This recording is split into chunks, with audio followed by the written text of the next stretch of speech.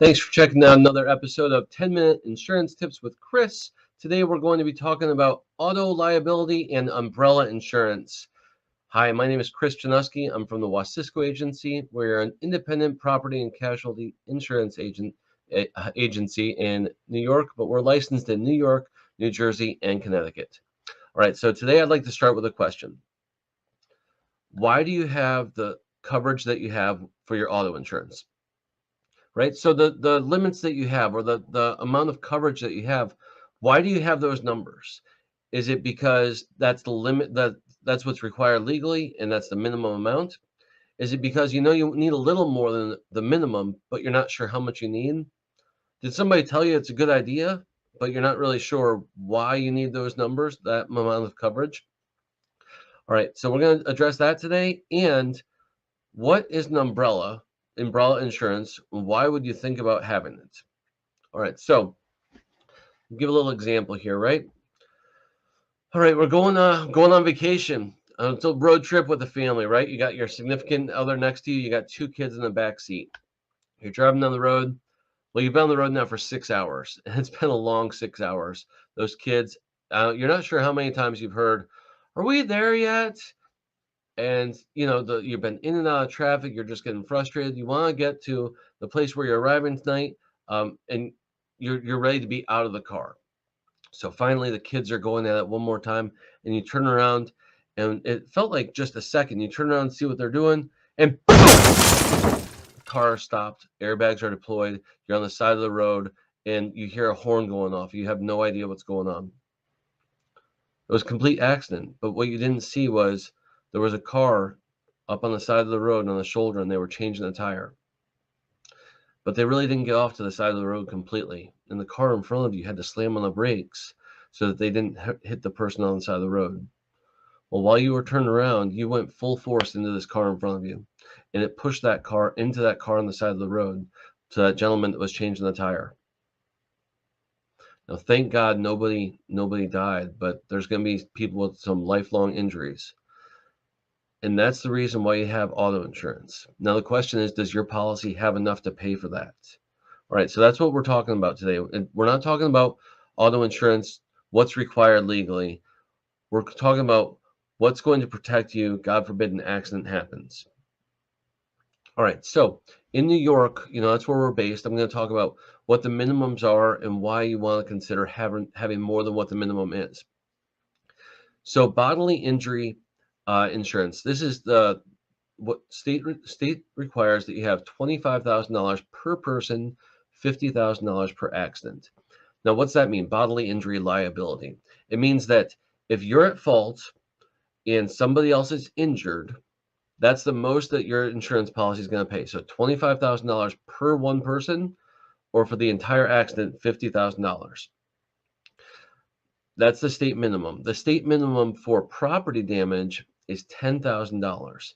And property damage means anything that you hit, right? If it's another vehicle, if it's a building, if it's just a guardrail. So $10,000 in today's today's environment, most cars on the road are worth more than $10,000. So having minimum limits, yes, it's legally what's required, but what if you cause damage to somebody else that's higher than what your limit is?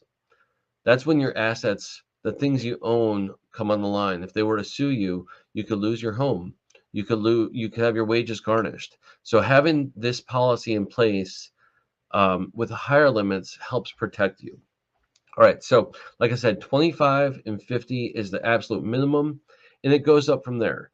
There's a bunch of numbers I can throw at you. It goes from 50,000 to 100,000 to 100, 300, 250, 500. Point is, there's lots of options and lots of coverages available, and that's the importance of sitting down with an insurance agent to make sure that you have a policy that's going to cover what you own. God forbid something terrible happens. All right. So I talked about an umbrella insurance policy. So what is umbrella insurance? So instead of that liability of just $25,000 or $50,000 per accident, what this is, it's an extra $1 million, and it's an umbrella. They call it umbrella because it's going to sit on top of all of your policies, not just your auto policy.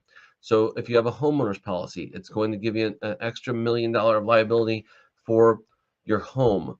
For if you have an RV, off-road vehicles, ATVs, motorcycles, boats. If you own a second property that's a rental property, this $1 million could be extra liability on top of that. So what that is, it's just a cushion. So whatever the base policy offers, it's $1 million on top of that. And you can even go more than 1 million. They come in increments of $1 million. So what it does is it lets you sleep a little better at night.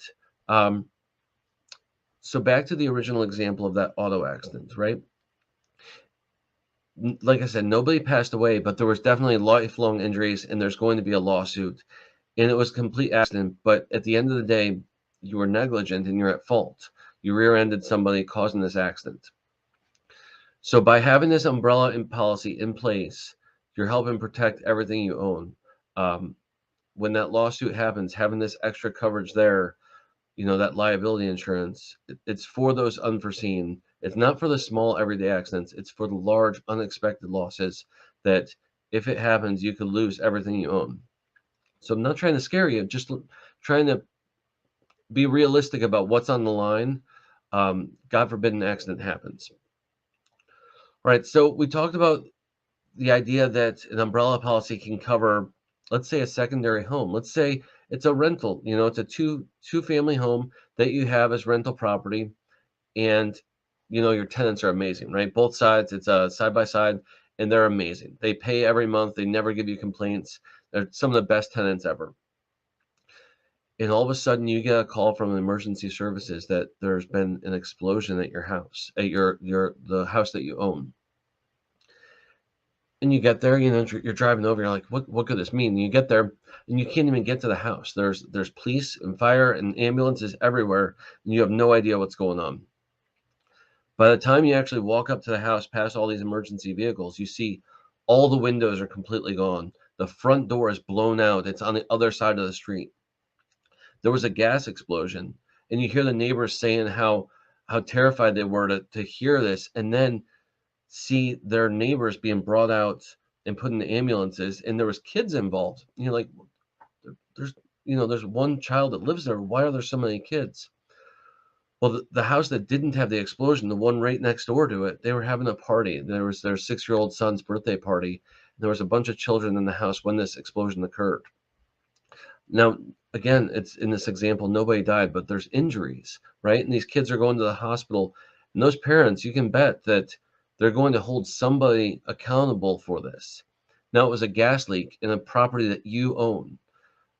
You might not be 100% at fault. You might not be completely liable, but you might be. If it comes up that it was negligence on your part as a landlord, and that caused this explosion, which injured all of these people, if you just have a base policy for this rental property, I guarantee that this loss is going to exceed whatever your limits are. And that's why it's important to have that umbrella policy there, because sometimes accidents happen, and this is what would help you in that type of situation.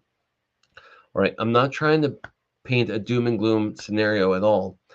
Just trying to be realistic. I would hate for somebody to have a claim against them and they didn't know this was available. At the end of the day, it's up to you as a property if you want an umbrella policy. I highly recommend it.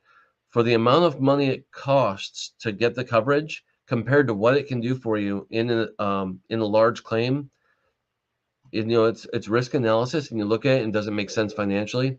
In my opinion, it does every single time. And I just laid out an example of why. But at the end of the day, it's a decision you get to make. So if you want to discuss further about what your options are in regards to an umbrella policy and what it can do for you, please reach out to me.